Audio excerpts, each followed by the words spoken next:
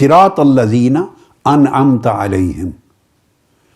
تم ہدایت کی راہ پوچھتے ہو تو سن لو، ہدایت کی راہ ان لوگوں کی راہ ہے جن پر اللہ نے انعام کیا ہے.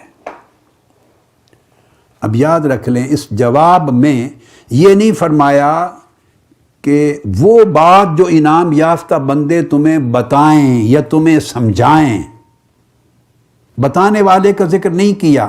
یہاں اشارہ متابعت ہے. جب راہ کا ذکر آتا ہے تو اس سے مراد اسوہ ہوتا ہے، ہدی مراد ہوتی ہے، طرز عمل، زندگی، چلنا پھرنا کرنا، جس راہ پہ چلیں، جو کریں، جو کہیں، جو سوچیں، جو چاہیں، جس کو ترجیح دیں، جس کو چھوڑ دیں، ان کی پوری زندگی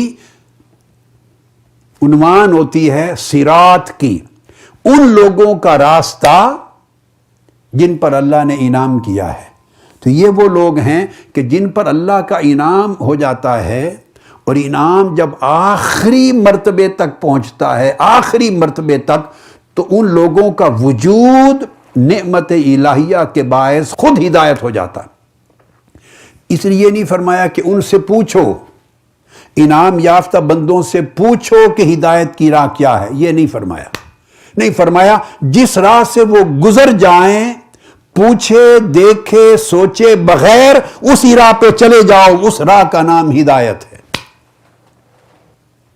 اب ان سے دلیل نہیں پوچھنی کہ آپ اس راہ پہ کیوں چلے، کیا یہ خطا تو نہیں، کیا یہ ثواب ہے، اس کے صحیح ہونے کی دلیل کیا ہے، غلط نہ ہونے کی دلیل کیا ہے، آپ نے یہ کہاں سے لیا راستہ، حجت کہاں سے، یہ نہیں پوچھنا ان سے.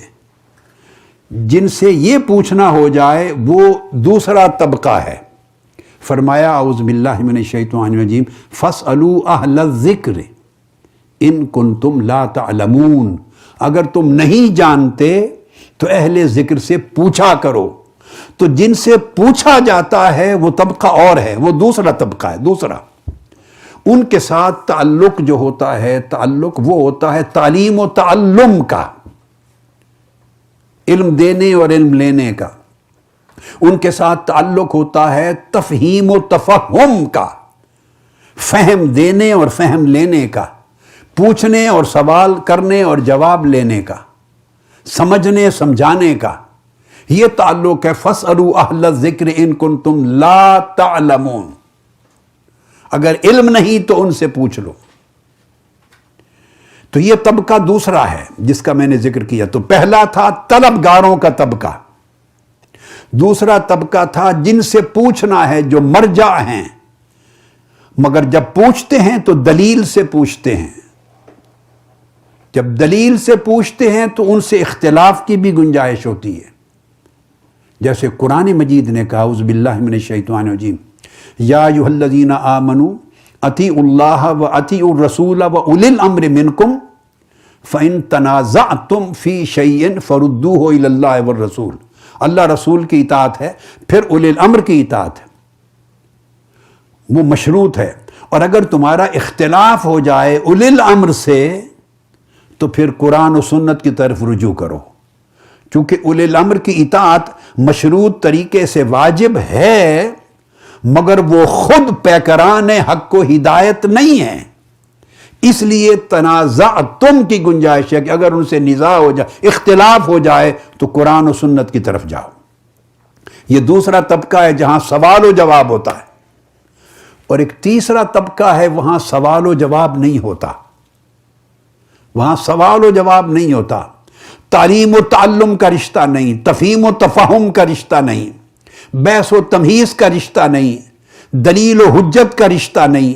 یہ تیسرا طبقہ ہے کہ جو خود پیکران حق ہیں، جن کا وجود حق اور ہدایت کی علامت ہے.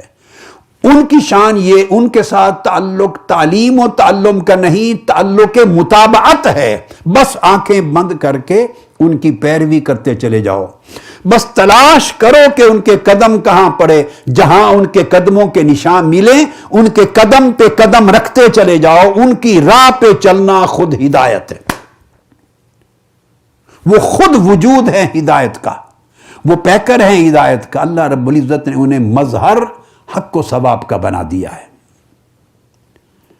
یہ وہ طبقہ ہے، اس لیے فرمایا صراط الذین انعمت علیہم، کہ جن پر انعام کیا ان کی راہ پہ چلو، ان سے حجت نہ طلب کرو، دلیلیں نہ پوچھو، بحث نہ کرو، انکار نہ کرو، اعتراض نہ کرو۔ وہ کتابوں کی دنیا اور ہے، دلائل کی دنیا اور ہے، یا آنکھیں بند کرو، جدھر سے گزرتے جائیں چلتے جاؤ، وہ خود علامت حق اور وہ نشان حق و ثواب ہے۔ سیدہ کائنات اور سیدنا صدیق اکبر اس طبقے سے تعلق رکھتے ہیں علیہ السلام رضی اللہ تعالی عنہ۔ ان کی جہتیں جدا جدا ہیں مگر اس مرتبے پر پہنچنے والے لوگوں میں